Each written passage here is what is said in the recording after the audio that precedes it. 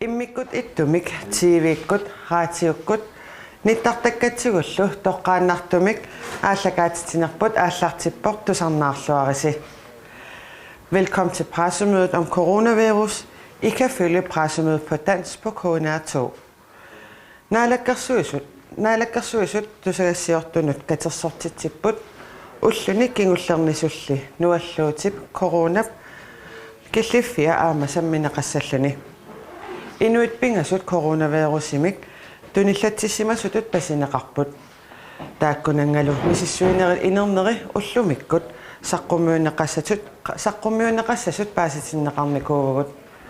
Taamaattumik pissanganarpoq taakkuaqqanoq inerneqassanersut. Ippassaq paasisagut malillugit inuit 25 missaaniittut angerlarsimaffiminni mattusimaneqarallarput taakkua amerlanerpaat nuumillutik paasisagullu malillugit aamma qaqortumi hutiilimi inuit marluk mattusaaqqagallarput. Naalakkersuisut innersuussutinik ippassaq sukateripput nunatta iluani avataani avammut avataaniillu pisariaqavisnitsumik angallannerit unitsinneqarnissaat innersuussutigaat aamma inuit hunnoruut sinnerlugit ataatsimut katerisimaanginnissaat innersuussutiineqarpoq innersuussutiineqartorsiuliani inunnut tuusintsinut killeqartinneqaraluarpoq tamatuma saniatigut qatserisartut innersuussutaat inimi ataatsimi inuit isersimasinnaanерannut innersuussutaat affaanangorteqquneqarput soorlu kaffisorniartarfinni neriniartarfinni imerniartarfinnilu inuit hunnoruut isersimasinnaappata haartrassinnangortinnissaat innersuussutiineqarluni innersuussutit sisamaattut pussit ulikkaarlutik ingerlasanginnissaat tassa issiaviit amerlassusaat sippornagit ilaasoqartarnissaa innersuussutiineqarpoq siddepladser til. Naalakkersuisut frarådede også, at alle unødvendige rejser skal indstilles, og det anbefales, at folk bliver hjemme i stedet for at rejse ud af landet.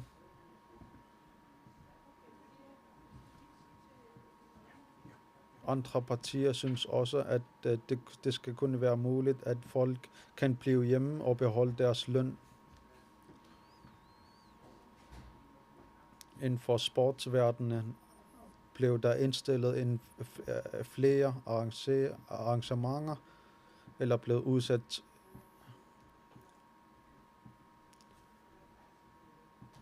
med hensyn til coronavirus og epidemikommissionen. Afventer vi det rette folk.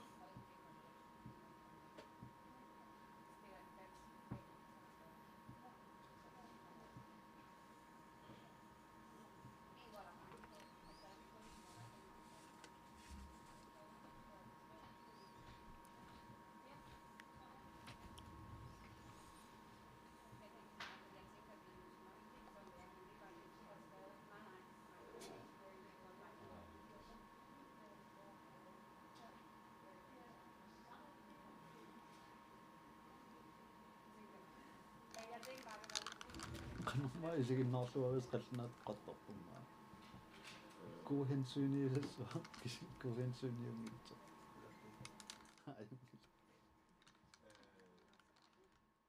kortsuunniisassu qanorma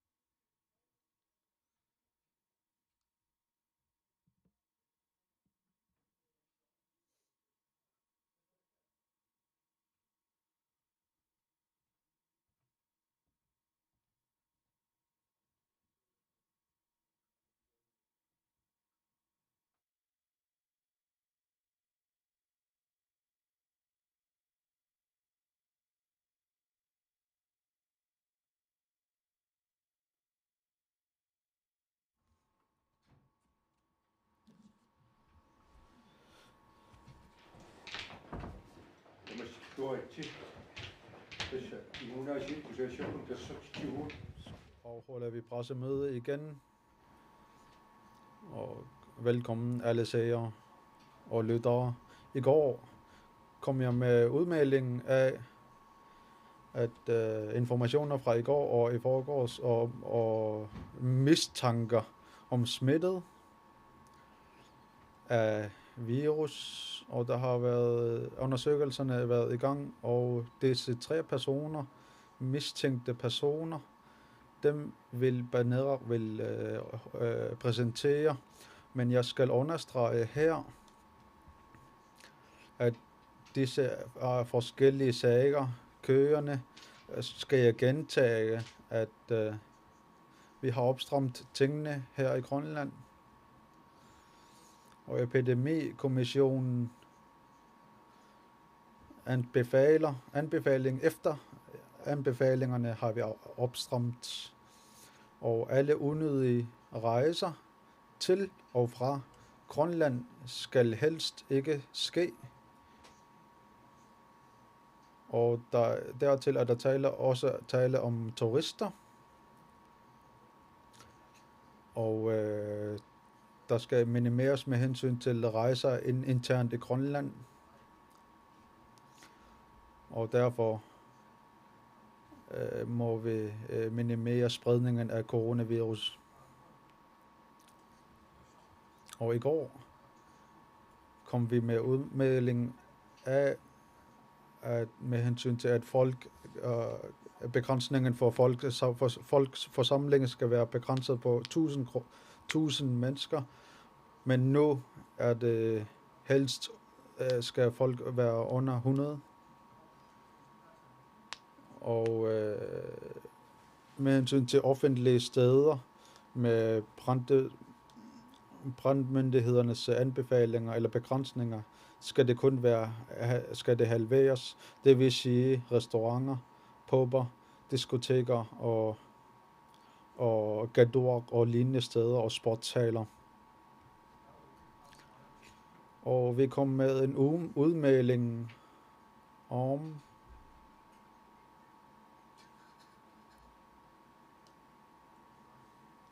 et klart melding, at i de større byer, i bybusser, er det kun antal sæder, som skal benyttes af personer. Og det sidste informationer, som vi har fået, er, at vi skal respektere hinanden og passe på hinanden. Blandt andet er der blevet det mobninger blandt børn, om at det spreder forskellige viruser. Det er ikke hensigtsmæssigt, det er heller ikke passende. Vi skal holde os sammen. Det er meget vigtigt, at vi gør det. Og jeg siger tak, at det allerfleste i befolkningen har fået en fuld forståelse for vores opstramninger. Så ingen panik, og vi skal forholde os roligt, og vi skal behandle hinanden godt, og vi kan godt forstå, at folk er bekymrede, men vi skal holde os sammen for at bekæmpe viruset, så den ikke spreder sig hurtigt. Det var det udmeldinger, jeg havde. Så vil Banera præsentere værsgo. I onsdags var der mistanke om 3 personer omkring, der havde smittet coronavirus. En af dem har der været, kom der en fra en skitur og blev syg. Og det 2 andre personer, der har deltaget i en konference i Canada, og da det kom tilbage til Grønland efter afslutningen af konferencen, blev det orienteret om, at der har været en smittet blandt de 25.000 personer, der havde deltaget i konferencen. det er ikke blevet smittet af den nye virus corona. Det vil sige, at der ingen er smittet af coronavirus i Grønland, og det er meget beroligende information med hensyn til sundhedsvæsenet og sundhed i forhold til folkeskoler og daginstitutioner. Er der ikke behov for et lukning, så der er ikke en grund til at lukke disse steder, da der ikke er bekræftet smittelse af coronavirus, og derfor skal vi men stadigvæk følge disse anbefalinger fra myndighederne indtil videre. Tak.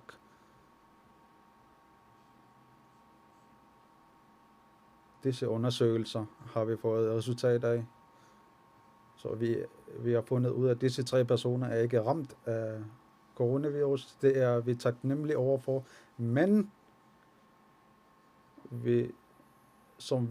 disse anbefalinger, som vi gentager, og det med at vaske hænder, at vi skal ikke spytte på gaden og hoste på armen, og dem skal vi selvfølgelig også følge i tankerne om, at på det ældre og det svage. Og jeg skal gentage, at jeg er taknemmelig overfor, at befolkningen holder sig rolig og har fuld forståelse for disse anbefalinger. Selvom der er nogle forskellige informationer på hjemmesiden, der er nogen, der efterspørger informationer, men vi gør vores bedste for at sprede det mest mulige informationer til alle. Og det er i dag, at vi opretter den der hotline, den nummeret til hotline. Så derfor vil det være muligt for alle at kunne ringe til hotline for at vide mere om coronavirus. Men jeg skal gentage her, at jeg er taknemmelig over for den forståelse fra befolkningen, og jeg vil sige, i forhold til coronavirus, kommer viruset til Grønland på et tidspunkt. Det skal vi ikke tvivle. Den er nu spredt over hele verden, og nu er den også spredt i Danmark. Og i fremtiden skal den eventuelt ankomme til Grønland, og det er vigtigt, at vi ikke går i panik, når den ankommer. Og jeg skal gentage, at vi skal passe på hinanden, respektere hinanden, vi skal ikke mobbe hinanden. Og dem, der kommer udefra, bliver mobbet omkring, at det spreder rygterne og er med til at skade Grønland. Det kan ikke være rigtigt, at børnene gør sådanne ting. Det skal vi helst undgå. Vi skal holde sammen her. Denne coronavirus, det er for alvor. Den er meget farlig, men den er til at bekæmpe, hvis vi følger disse anbefalinger. Vi skal passe på hinanden, og vi skal passe på til andre. Det er disse ting, vi skal være sammen om, og jeg skal gentage her, at de ledende partier på koalitionen støtter omkring anbefalinger, og det andre ønsker ellers, det skal være kraftigere, mens det andre er noget andet. Men disse anbefalinger er dem, som vi holder sammen om, og jeg siger tak til de partier, og igen, tusind tak til befolkningen for deres forståelse. Vores opstramninger er blevet taget godt imod, så tak for det. Jensine. Som jeg kan se, er der en stor panik rundt i befolkningen, hvor blandt andet, hvor folk holder deres børn hjemme, og er bange for at komme på arbejde på grund af sikkerhedsmæssige årsager, og hvor det holder deres i karantæne, hvor det prioriterer sig selv Og hvordan med hensyn til, uden at det gør noget per lov, eller hvordan kan man gøre noget ved, at folk ikke holder sig i karantæne derhjemme? Hvad for nogle muligheder har disse personer? Jeg skal dertil sige, at vi skal ikke gå i panik. Dem har jeg også sagt gentagende, og Banera har understreget og præciseret lige før, at vi ikke har endnu tilfælde af coronavirus her i Grønland, men vi er fuldt i gang med opstramninger og udmelder omkring anbefalinger, og jeg skal gentage, at vi skal helst undgå panik i befolkningen, og vi ser det også i butikkerne, at der er nogle bestemte produkter, som bliver taget væk, og det er en af de symptomer af panik. Og med hensyn til, at man har varer i butikkerne, skal vi selvfølgelig være parate og klar om det, hvor Becifik og Bilasøsok og andre distributører bliver kontaktet om det. Så det er meget vigtigt, at vi enkelte personer og private personer forholder os roligt. Vi er selvfølgelig alle sammen bekymrede, det er forståeligt, men vi skal ikke gå i panik. Og disse anbefalinger fra lægeembedet og kommissionen, så fremt vi følger disse anbefalingerne, er vi på et sikkert sted. Så derfor skal vi helst følge disse anbefalinger. Det er meget vigtigt, at vi gør det. Og efterfølgende spørgsmål. Der blev anbefalet, at fra epidemikommissionen, at det ikke er bare behov for at lukke folkeskolerne, men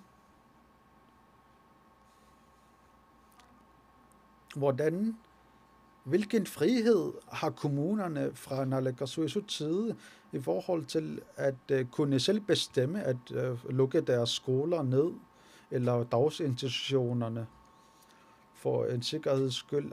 Får det en sådan et frihed eller bemyndigelse? Den frihed har kommunerne selv fået. Så vi anbefaler, at det følger disse anbefalinger, vi kommer frem med, og fra lægeembedet og sundhedsvæsenet blev der ikke sagt behov for, at eleverne skal hjem. Det er ikke på tide, at vi gør den slags ting endnu. Disse anbefalingerne, det er det, vi har, og det er det, vi giver. Og i forhold til kommunerne har kommissionen har nogle forskellige medlemmer, og planen er, at kommunerne bliver inddraget i kommissionen. På den måde får vi de fleste informationer som muligt, og nogle gange på grund af manglende viden kan man beslutte på forkerte grundlag, så det er meget vigtigt, at vi spreder så meget informationer som muligt, og det skal vi være skarpe på.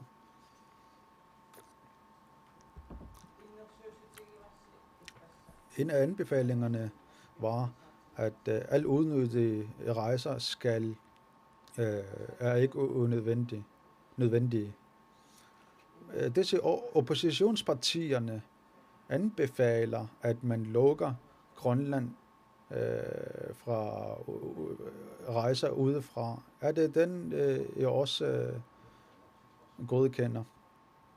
Det var... Vi havde en møde med oppositionspartiernes formænd. Det tilsluttede sig til det gældende anbefalinger. Det vil sige, at rejserne skal minimeres. Det har tilsluttet disse anbefalinger.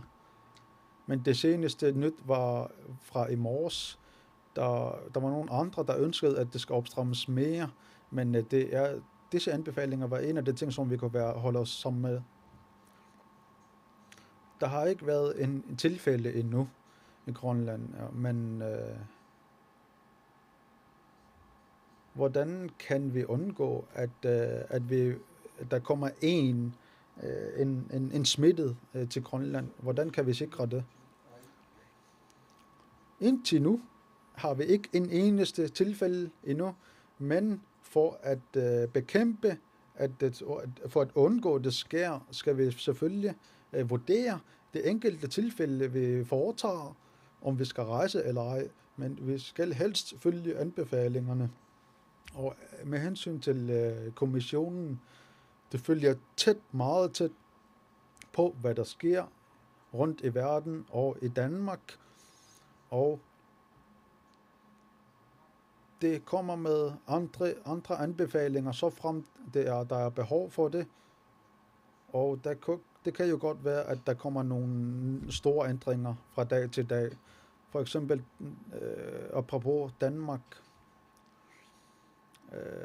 patienter, der tager til København for at medicinere sig, hvad skal der ske med dem?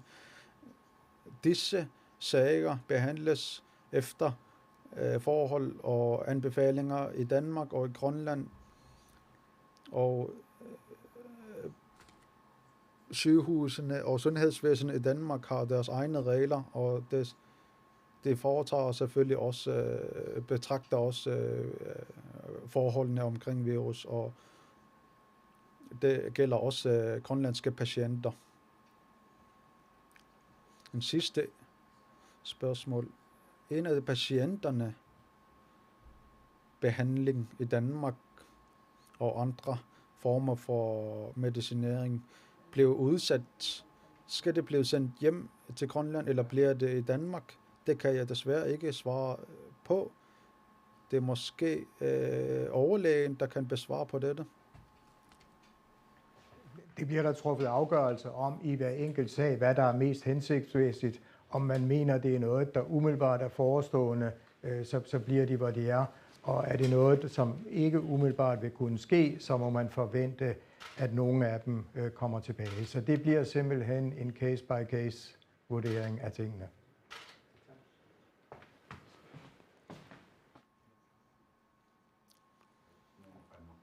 Der er en stor information og kampagne omkring virus til voksne, og der er nogen, der er i tvivl, og derefter anleder det også til mobninger og de andre ting. Og hvilke muligheder for at måske eventuelt stoppe mobninger gennem forældre for eksempel? Nu er det i samarbejde kommunerne, at vi behandler de forskellige sager, og ved hensyn til folkeskolen, som kommunerne har ansvar for. Så det er meget vigtigt, at kommunerne snakker med og går i dialog med forskellige lærere, hvor lærerne kan også videregive informationer, og en masse forældre ser også med her, og går ud fra, at forældrene fortæller deres børn om det reelle forhold. Børnene skal ikke føle sig, at det føler sig udelukket. Børnene skal føle sig, at det er indarbejdet her, og det er med i udviklingen her, og det skal vi også sikre. I går der blev der strammet lidt op på, hvordan man må mødes, og der er blevet aflyst rigtig mange arrangementer, og hoteller og restaurationer osv., de mister penge i øjeblikket. Er der noget støttepakke på vej til erhvervet nu? Med hensyn til økonomien, dem kommer vi til i den kommende uge, og vi har planer om, at vi kommer ind på økonomien, hvor finansminister Naalakkersuisut for Finanser vil holde oplæg om det. Lige nu er det mere sundheden, vi har at gøre med. Økonomien kommer lidt sidst, og vi skal gentage her, at vi partilederne har vi også drøftet, om, hvad vi gør, og hvordan vi vurderer med hensyn til økonomien. Jeg kunne godt tænke mig at vide, hvor mange der er i karantæne lige nu, og hvor mange der er i gang med at blive testet. Og så kunne jeg godt tænke mig at vide, om den anbefaling om, at man stadig sagtens skal gå til kaffemik, om den ligesom er blevet lavet om i forhold til de stramninger, der var i går.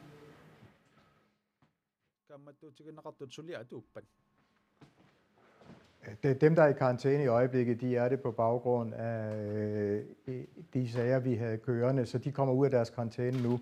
Og de personer, som det rent faktisk drejer sig om, de er allerede informeret, men vi har ikke haft mulighed for at informere dem enkeltvis. Det gør vi så snart vi er forbi med pressemødet her. Så der er ikke andre, der er i gang med at blive testet, eller hvad? Der er flere, der er i gang med at blive testet. Hvor mange? Der er 3, men det foregår jo kontinuerligt, så det kan godt være, at der er flere på vej.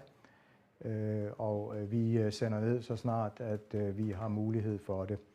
Så vi tester jo alle, som opfylder nogle særlige kriterier for i det hele taget at skulle blive testet, og det kører vi på med stor energi for at sikre det.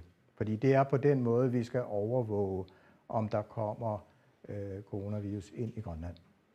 Og i forhold til kapaciteten i sundhedsvæsenet, kan I så forklare noget om, i går der viste I den der kurve med den grønne og den orange, hvor jeg spurgte om, hvor er det, at kapaciteten den knækker? Altså, hvor meget har vi plads til her i sundhedsvæsenet i Grønland? Jamen, vi har plads til ganske mange patienter, men hvis vi taler om meget alvorligt syge patienter, som vi jo ikke aner, hvor mange vi får af, ja, det er der kan være en begrænsning på, en kapacitetsmæssig begrænsning. Og hvad er begrænsningen? Jamen, ja, det kan jeg godt. Altså på intensivafdelingen, der er der 4 pladser, men man har også mulighed for at etablere mere, altså at etablere yderligere respiratorkapacitet ud over dem. Men den egentlige begrænsende faktor, det vil være at sikre, at der i hvert fald i en længere periode er nok personale til det. Altså da udstyret er i Grønland og er parat, og alt afhængig af, om den her situation den opstår i morgen, og det gør den jo altså ikke, men hvornår den opstår, ja, så vil kapacitetsproblemet kunne blive en udfordring. Og så sagde I, at vi kunne sende patienter til Danmark, og det var der en aftale om, men den er ligesom nogle dage gammel, og situationen i Danmark har udviklet sig ret voldsomt, kan man sige. Har I opdateret aftalen med Danmark om, at vi kan sende patienter til Danmark, hvis vi ikke har plads her? Altså det er helt klart, at inden for rigsfællesskabet, der kan man ikke få nogen forhåndsgaranti for, hvem der skal prioriteres. Men vi har en helt klar forventning om, at Færøerne og Grønland kommer ind på lige fod med de danske patienter til den kapacitet, hvis man kommer derhen, at kapaciteten begynder at blive opbrugt i Danmark. Men vi har faktisk en ganske god forhåbning om, at der ikke kommer italienske tilstande i Danmark, netop fordi man på et tidligt tidspunkt, ligesom at Naalakkersuisut har besluttet her, rent faktisk griber ind med nogle ret drastiske foranstaltninger. Og det gør, at vi har ikke nogen grund til at tro, om end vi selvfølgelig ikke fuldstændig kan udelukke det, så anser vi ikke for det mest nærliggende scenarie, at vi står og ikke kan komme af med patienter. Det er ikke vores største udfordring, og slet ikke lige nu. Hvad er den største udfordring så? Jamen det er at sikre, at der ikke kommer samfundsspredning af coronavirus i Grønland.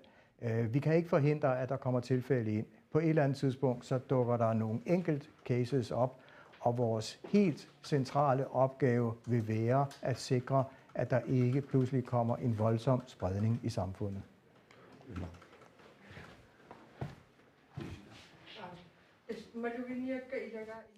En af de bemærkninger, som befolkningerne har med hensyn til karantæne, er der ønsker fra befolkningen, at Naalakkersuisut skal opstramme meget kraftigere.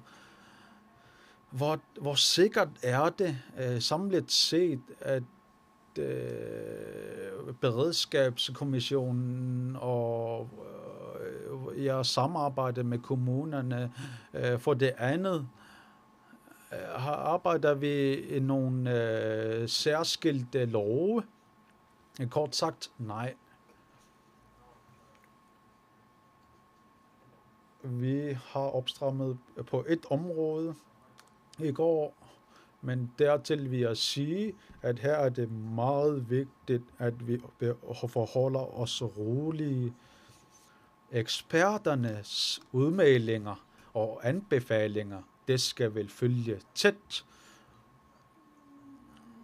Og kommissionmedlemmerne følger tæt på, hvad der sker rundt omkring i verden, og hvilke anbefalinger, der bliver igangsat, og tiltag, der bliver igangsat. Og jeg skal gentage her, at vi har ikke endnu har fået tilfælde i Grønland, så derfor er det meget vigtigt, at vi forholder os roligt. Ja, vi er bekymrede.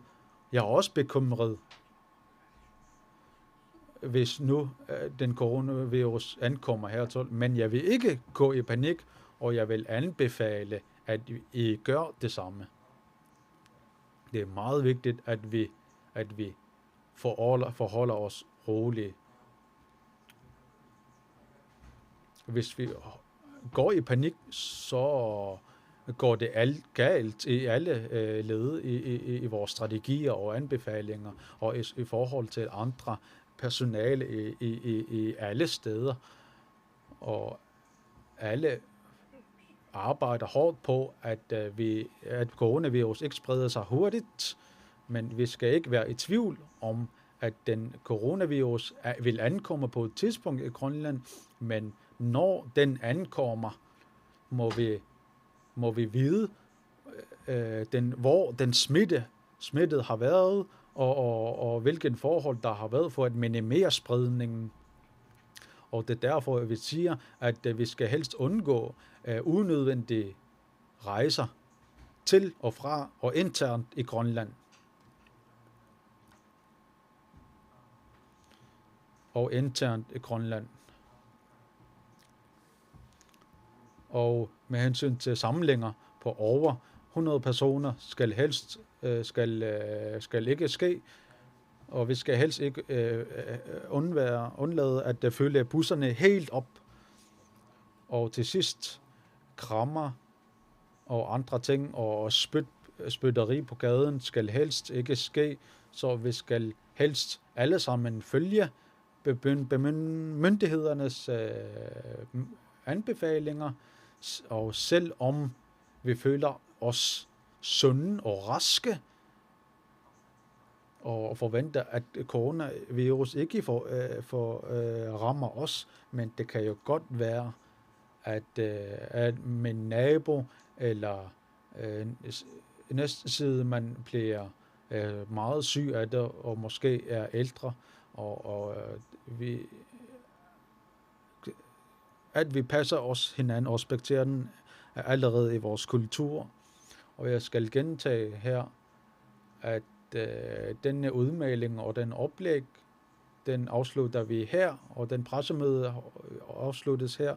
Og med hensyn til efterskolerne er det Karl Frederik, der vil holde oplæg omkring folkeskole. Og der er nogle andre ting omkring efterskolen og vores unge, der opholder sig i Danmark, hvor i hvilken status og hvad det er. Værsgo, Karl Frederik. Her. Og vi lige så snart vi hører mere og får nye informationer, så melder vi det ud med det samme.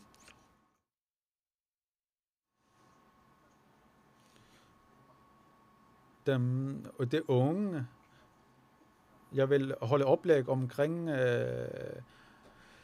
det unge, der har opholdt sig i folkeskole i Danmark. Uddannelse, men jeg så for uddannelse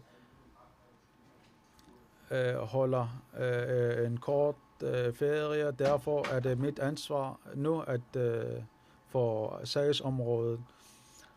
Så i dag vil jeg holde oplæg omkring det unge, der opholder sig i Danmark i folkeskole. I onsdags, i forgårs,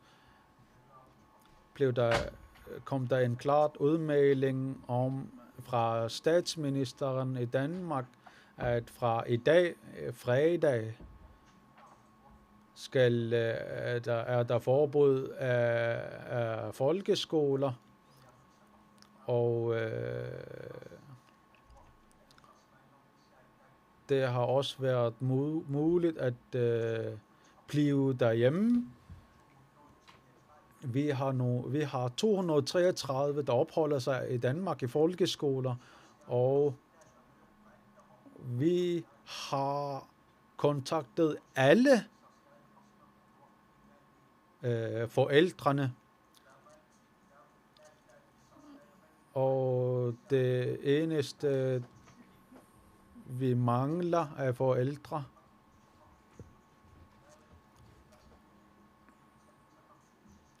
er at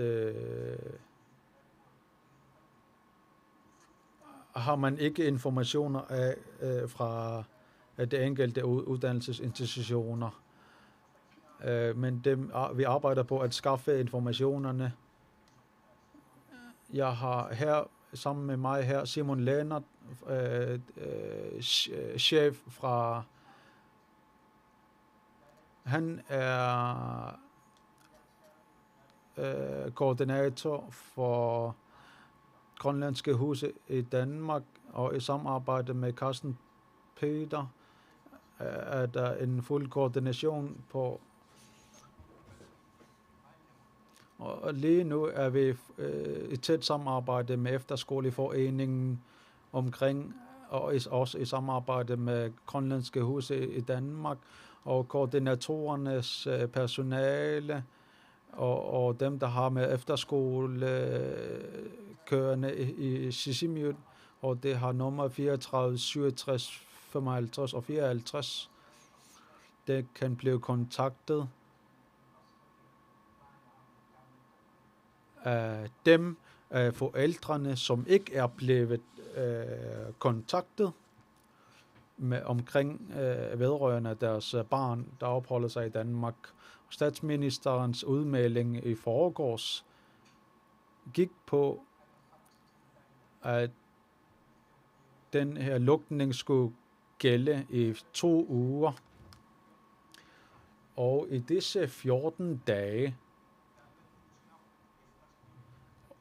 opfordrer vi, at dem, der går i skole, at eleverne skal hjem til deres plejefamilie i Danmark. Det anbefaler vi, men muligheden er stadigvæk åben, at forældrene kan få deres barn hjem. Og den mulighed kan blive betalt af selvstyret, og når efterskolene åbner sig igen, så er det vores fulde ansvar, at vi også betaler for, at vi også betaler, eleven kommer til Danmark, men anbefalingen er, at disse elever skal opholde sig i deres plejefamilier, som det kommer til i weekenderne. Så vores anbefaling er, at det kommer til deres familier, da der kun er tale om 2 uger. Men efter 14 dage, og hvis der kommer en udvidelse af perioden, vil der være tager vi tingene derfra og vurderer igen. Og efter vurderingerne kommer vi fra medling fra departementet for uddannelse om, hvordan vi tager tingene derfra. Men informationerne lige nu er således. Dem, der går på efterskole, skal have nogen til at komme hen til Og dem, der ikke har mulighed for plejefamilier, skal vi selvfølgelig kontakte deres efterskole og sikre, at det varetager overnatning og mad, så det får mad. Og der er en enkelt efterskole, som ikke har sendt hjem. Det er en efterskole, Kladstrup Efterskole. Det er den eneste, som ikke har sendt eleverne hjem. Men alle dem eleverne, som er blevet sendt hjem fra efterskolen, er blevet kontaktet og alle eleverne er blevet kontaktet. Og det er meget vigtigt, at udmeldingen fra Naalakkersuisut for uddannelse og med hensyn til anbefalingerne fra Epidemikommissionen bliver fuldt. Da der er tale om i Danmark, er det selvfølgelig en anbefaling i Danmark, som skal blive fuldt. Og vi følger selvfølgelig og følger godt efter, hvilke anbefalingerne kan være, som kan ændre sig fra dag til dag. Og dem er vi selvfølgelig meget opmærksom over. Og vi håber, at den smittende coronavirus vedrørende det, at vi forholder os roligt, og at vi fra Departementet for Uddannelse følger tæt på udviklingen. Meget kort hermed kan der være nogle spørgsmål, men i løbet af dagen vil vores kære elever, 233 eleverne, går vi ud fra, at alle sammen er blevet kontaktet.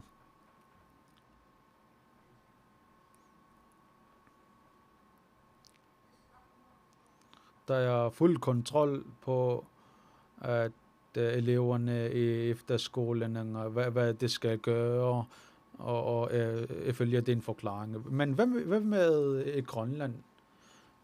Vi har jo også nogen, der er i efterskole i Grønland. Ifølge efterspørgelser omkring elever i Grønland. Hvad skal der ske af dem? Tak for spørgsmålet. Det efterskole, jeg snakker om, er vedrørende dem, der er i Danmark. Og vi følger også tæt på, hvilke anbefalinger der kommer fra Epidemikommissionen. Og formanden for Naalakkersuisut udmeldinger skal jeg henvise til i forhold til og landslægen, som er med, Henrik Hansen, som er med i Epidemikommissionen, og Banerak, der har udmeldt, at uanset om det er en skole, eller uddannelse, eller efterskole, er der ikke anbefalet, at vi lukker skolerne her i Grønland, men det kan jo godt være, at tingene ændrer sig hurtigt. Men lige nu er det ikke anbefalet, at vi ikke lukker skolerne her i Grønland. Men vi skal jo huske, at uanset om det er efterskole, da det er selvejende, og kommunerne jo har jo efterskole som en del af deres ansvar, er det jo anbefalet, at vi ikke er mere end 100 personer i forsamlinger, og jeg går stærkt ud fra, at kommunerne også er opmærksomme over det, da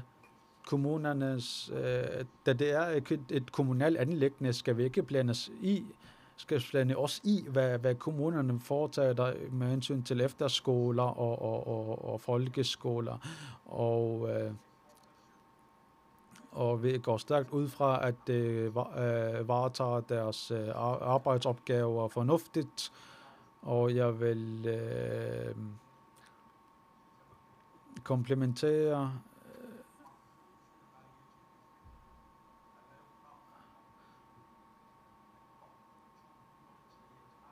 personalet inden for uddannelse, at man har kontaktet forældrene for det til 263 elever så hurtigt de sidste 2 dage. Og det er heldigvis kørt rigtig godt, og samarbejdet har været fungerende. Du så bare Danmark med retsikusager med der var coronavirus som ikke lød nummer så render der går med ret nummer 7 der arlatigo kalalsen nan elever så fik en rende op. Tak for spørgsmålet. Det er Uddannelsesstyrelsen i samarbejde med Grønlandske Hus i Danmark. Det følger efter sagen meget grundigt, og disse nye sager tages op for hvert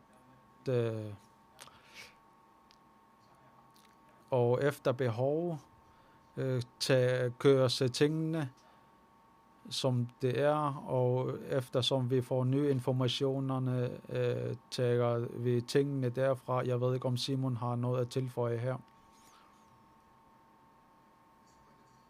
I forhold til det kan jeg sige, at nu i disse sager tager vi tingene, er der ting, der er mere alvorlige, og den tager vi selvfølgelig først, og vi skal selvfølgelig være opmærksom på det hele.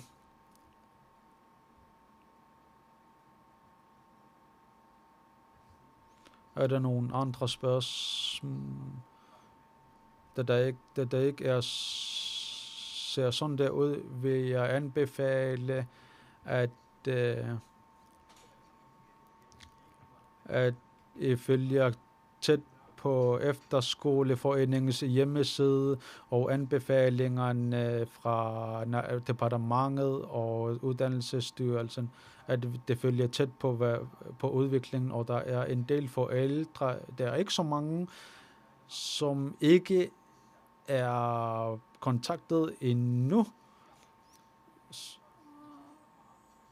Det kan kontakte til 34 67 55 og 34 67 54, så frem det ikke har fået informationerne endnu. Men det er meget vigtigt, at vi holder os roligt, og vi følger tæt på udviklingen fra Naalakkersuisuts side omkring den udspredning af coronavirus og den bekæmpelse, der foregår her. Og at det er meget vigtigt, at vi følger anbefalingerne, og det vi arbejder ud fra. Tak for mødet her.